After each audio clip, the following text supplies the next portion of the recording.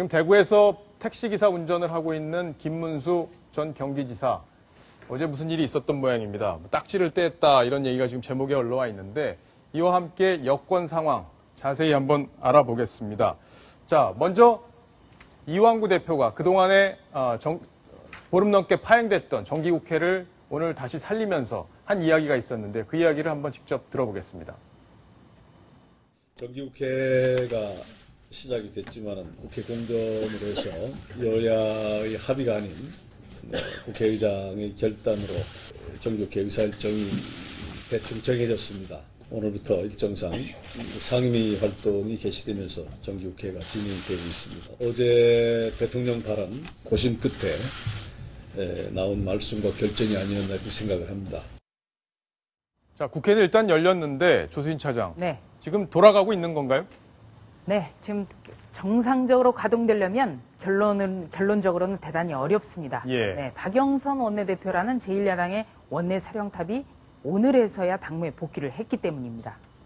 자, 그러면 의사일정 협의가 지금 전혀 안 된 상황이죠? 네, 의사일정 협의 없이 어제 정의화 국회의장이 직권으로, 의장 직권으로 국회 일정을 정했죠. 네, 그런데 여당 단독으로는 상임위에서 법안 처리를 할 수 없습니다. 그러니까 여당에서는 야당을 향해서 빨리 상임위를 열자라는 차원에서 강하게 더 압박을 할 것 같고요. 예. 야당에서는 여당의 처사가 너무하다 이런 비판을 하면서 지금 일전을 벼르는 그런 모양새입니다. 자, 그럼 박성원 논설위원. 네.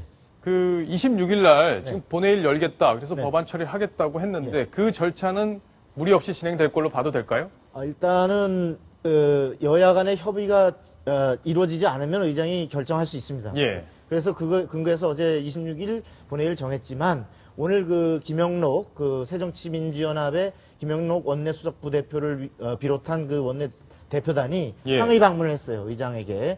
아니 지금 우리 원내대표도 지금 정상화되지 않은 상태에서 이렇게 일방적으로 이럴 수가 있느냐라고 항의를 했고 이에 대해서 정의화 의장은 일단은 그 상황에 대해서 미안하게 생각한다. 이해를 구하면서 박영선 원내대표가 복귀하면 다시 그 논의를 하겠다라는 뜻을 밝힌 것으로 이렇게 알려지고 있습니다. 어쨌든 여야 간의 협상 상황, 국민 눈치 보면서 지금 진행을 하고 있는데 잘 될지 저희가 계속 지켜보겠습니다.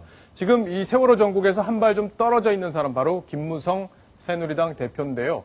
어제는 담뱃값 토론회에 가서 또 재밌는 이야기를 했다고 합니다. 그 이야기 한번 들어보겠습니다. 피는 당사자 자기의 건강만을 이야기하는 그런 참 상황인데 담배는 남을 위해서 끊어줘야 됩니다. 저는 담배 고등학교 1학년 때부터 피우다가 우리 처대 출산하기 직전에 우리 애를 위해서 끊어서 지금까지 안 피고 있습니다. 그런데 담배 피는 사람은 부인한테 책임이 있어요. 그 부분은 뽀뽀도 안 하는지. 오늘 새누리당 최고위원 중진연석회의에서는 바로 담배세 인상 추진로 빚어진 증세 논란이 화두가 됐는데요. 하여튼 새누리당 김무성 대표는 뽀뽀까지 얘기를 하면서 건강을 위해서 끊어라. 네, 이런 얘기를 하고 있습니다. 김무성 대표가 되고 나서 굉장히 많이 바뀌었습니다. 네, 유머도 적절히 구사를 하고요. 네, 오랫동안 김무성 대표를 봐온 새정치민주연합의 권노갑 상임고문은 깜짝 놀라고 있다고 합니다. 아, 왜 그러죠? 네, 내가 김무성을 잘 몰랐던 것 같다. 네, 예전에는 그냥 굉장히 의리 있고 충직하고 이렇게만 알았는데 말도 잘하더라. 네, 이런 평가도 내놓고 있습니다. 뭐 요즘도 부인하고 뽀뽀를 하시는지 모르겠지만 어쨌든 재밌는 얘기는 맞는 것 같습니다.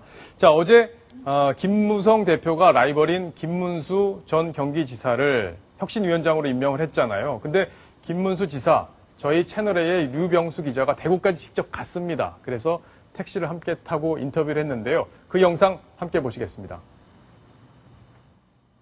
이 혁신은 정권을 대표가 위임받고 대표는 나한테 위임을 해야지만 실효성 있는 혁신이 된다.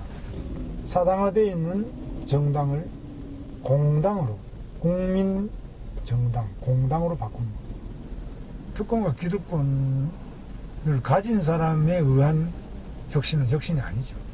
혁신 안 하겠다. 그런 말씀들을 남겼다. 그렇죠. 그거는. 대구까지 가서 한 인터뷰 이따 채널A 종합뉴스에서도 저 이야기를 자세히 저희가 소개를 해드릴 텐데 김민지 기자. 네. 어쨌든 택시 운전을 어제부터 시작해서 오늘까지 지금 이틀째 했는데 뭐 재밌는 얘기가 있었다고요? 네, 뭐 사실 뭐 김문수 전 경기도지사가 택시기사로 변신한 거는 뭐 처음은 아닌데요. 예. 이제 고향인 대구에서 이제 내일까지 택시기사로 이제 활동을 하게 됩니다. 그런데 이 산악금을 다 못 채운 것으로 알려졌습니다. 이제 첫날인 날 이제 승객이 좌회전을 해달라고 부탁한 지역이 사실상 불법 좌회전 지역이었어요. 아, 불법 지역이었군요. 네, 범칙금 6만 원을 이제 끊었다고 하는데, 그래서 이제 또 벌점 15점까지 받게 됐다고 해서요. 일단 내일까지 이제 부디 산악금을 잘 채우시기를 다들 바라고 예. 있다고 합니다. 뭐 첫날 액땜을 했다 이렇게 또 생각해 볼 수도 있겠네요. 어쨌든 김문수 전 경기지사의 어깨에 새누리당의 혁신 달려있다 이렇게 봐도 될 것 같습니다. 자, 오늘 이재호 전 원내대표죠? 이재호 의원인데 지금 비주류 중에 가장 목소리를 크게 내고 있는 분입니다. 대통령이 어제 정치권을 강하게 질타한 그 부분에 대해서도 이재호 의원이 한마디를 했는데요. 뭐라고 했는지 직접 들어보겠습니다. 동남 못줄 망정 쪽박을 깨진 겁니다. 이 정치권의 법 맞는 말입니다. 여야간에도 맞는 말이고, 어려운 처지에 있는 사람들에게 출근은 못 여주는 망정 쪽박까지 깨버리면 정치가 안 되잖아요. 청와대도부터 당 얘기까지 일사불란하게 이게 마지막이다. 이게 말이 되는 이야기입니다. 말이 되는 겁니까? 바로 이제 이재호 의원 하면은 요즘에 야당보다 더 야당 같은 분, 네, 이런 평가가 나오는데요. 네, 어제 사실은 새정치민주연합 어제 하루 멘붕의 날이었다 이런 얘기가 나옵니다. 그러니까 리더십이 전혀 없는 상태에서 박근혜 대통령이 세월호 협상, 이제 더 이상 협상 안 한다 이렇게 얘기를 했고, 또 새누리당 지도부를 불러서 지난번에 2차 여야 원내대표가 합의한 이것이 마지노선이다 이렇게 선언을 했고요. 또 국회의장은 맞장구라도 치듯이 국회 일정을 단독으로 정했습니다. 예. 바로 이 점에 대해서 이재호 의원이 야당을 대신해서 꼬집었습니다.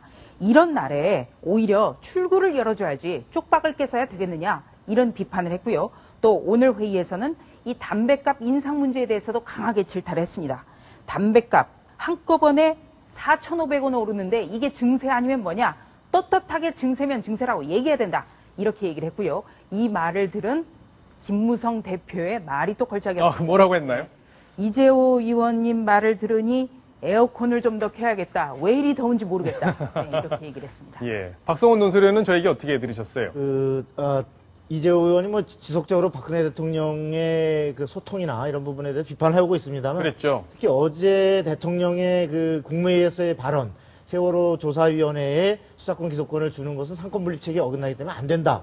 이 말은 말 자체는 옳지만 예. 시기적으로나 형식적으로 굳이 대통령이 할 필요가 없었다라는 얘기가 여권에서도 나오는 상황입니다. 예. 그것은 원론적으로 맞다 하더라도 대통령이 입법권에 관여하지 않는다 그래서 지금까지 이 부분을 대통령이 할 일이 아니다라고 여야에 맡겨놨던 사안인데 예. 여기에 대해서 대통령이 이러쿵저러쿵 얘기하는 자체가 예. 그러면 대통령이 입법권에 관여하는 결과가 되기 때문에 예. 그런 부분에서 볼 때 부적절했고 그런 의미에서 대통령은 협상의 여지를 정당에 맡겨놔야 된다. 이런 차원에서 비판적인 목소리가 있는 겁니다.